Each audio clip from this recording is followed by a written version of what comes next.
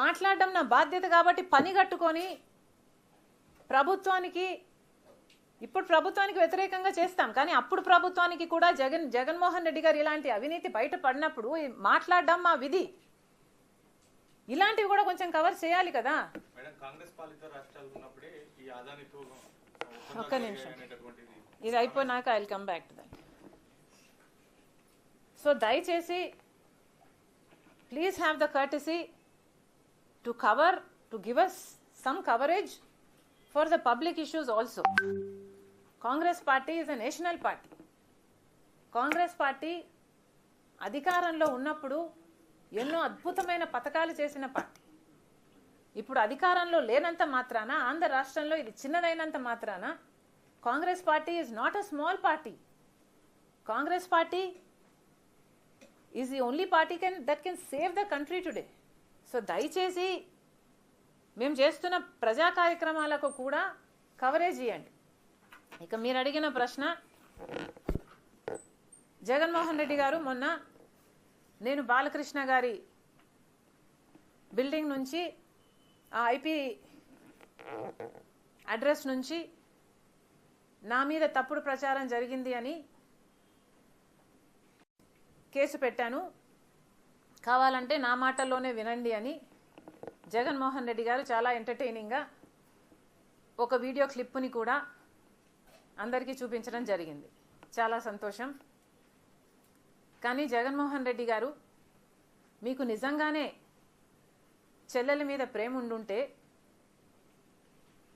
మీకు బాలకృష్ణ గారో లేక Balakrishna building IP address నుంచో మీ చెల్లెల మీద తప్పుడు ప్రచారం జరిగింది అని మీరు నమ్మింటే, మీకు తెలుసుంటే, మరి మీరు 5 సంవత్సరాలు ముఖ్యమంత్రిగా ఉన్నారు కదా. ఆ ఇష్యూ జరిగిన తర్వాత 5 సంవత్సరాలు మీరు ముఖ్యమంత్రిగా ఉండి ఏం గాడిదలు కాశారండి? ఎందుకు ఎంక్వైరీ వేయలేదు బాలకృష్ణ మీద? మీరు ఇప్పుడు చెల్లెల మీద ప్రేమ ఉన్నట్టు మీరు మాట్లాడుతున్నారే. మీకు నిజంగానే చెల్లెల మీద ప్రేమ ఉంటే, ఏ ఇష్యూ అయితే బాలకృష్ణ బిల్డింగ్ నుంచి అప్పుడు జరిగిందో, ప్రభాస్కు నాకు సంబంధం ఉంది అని, అదే ఇష్యూని గత 5 సంవత్సరాలలో మీ సైతాన్ సైన్యం మీ సోషల్ మీడియాలో మీరు వాడుకోలేదా? నేను ఏ రోజైతే కేసు పెట్టానో, ఇలా జరిగింది, నా మీద తప్పుడు ప్రచారం జరుగుతుంది అని ఏ రోజైతే కేసు పెట్టానో, ఆ రోజే నేను ప్రభాస్ అన్న వ్యక్తిని ఇంతవరకు చూడలేదు అని చెప్పాను. ఈ రోజుటికి కూడా నాకు ప్రభాస్ అంటే ఎవడో తెలియదు. ఈ రోజుటికి కూడా చెప్తున్నా, ఆ రోజు ప్రమాణం చేశాను నా బిడ్డల మీద నాకు సంబంధం లేదు ఆయనతో అని. ఈ రోజు మళ్ళీ చేయడానికి కూడా చెప్తున్నా, నాకు సంబంధం లేదు ఆయనతో. నా బిడ్డల మీద ప్రమాణం చేసి చెప్తున్నా. జగన్మోహన్ రెడ్డి గారికి ఇవన్నీ తెలిసి కూడా నాకు క్యారెక్టర్ లేనట్టు, నాకు ఆయనతో సంబంధం ఉన్నట్టు గత 5 సంవత్సరాలలో మీ సైతాన్ సైన్యం చేత ప్రాపగాండా చేయించలేదా? మీకా చెల్లెల మీద ప్రేమ ఉన్నది, సిగ్గుండాలి కదా.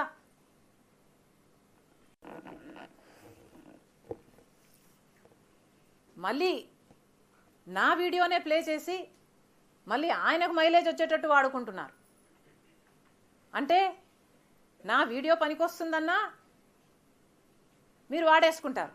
సో మీరు చెల్లెల్ని వాడేసుకుంటారు, మీరు తల్లి మీద కేసైనా పెడతారు, మీరు నాన్న పేరుని సిబిఐ ఛార్జ్ షీట్లో అయినా చేర్పిస్తారు.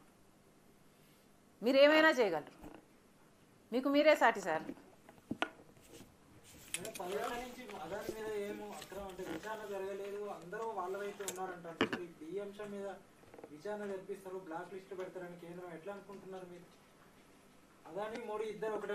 ఒక్కటే అంటున్నాం, అదే కదా రాహుల్ గాంధీ గారు పదే పదే చెప్తున్నది ఏమిటి? అదాని మీద ఎందుకు యాక్షన్ తీసుకోవటం లేదు? అదాని మోడీ గారి మనిషి కాబట్టే 10 సంవత్సరాలలోనే ఇంత చిటికెలో పైకొచ్చినట్టు వచ్చేసాడు కదా. ఇది అన్యాయం కదా, ఎంక్వైరీ జరగాలి కదా. మన ఏజెన్సీలు ఆయన అవినీతిని కనుక్కొని ఉండాల్సింది కదా. ఎక్కడో అమెరికాలో బయటపడ్డం ఏమిటి? వీళ్ళు గాడిదలు కాస్తున్నారా? గుడిగుర్రాలకు వెంట్రుకలు వీక్తున్నారా? ఏం చేస్తున్నారండి?